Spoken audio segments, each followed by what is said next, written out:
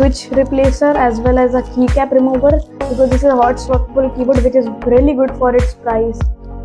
And it comes with EvoFox stickers which you to control the backlighting controls. You press Fn and the slash key. So these are the modes.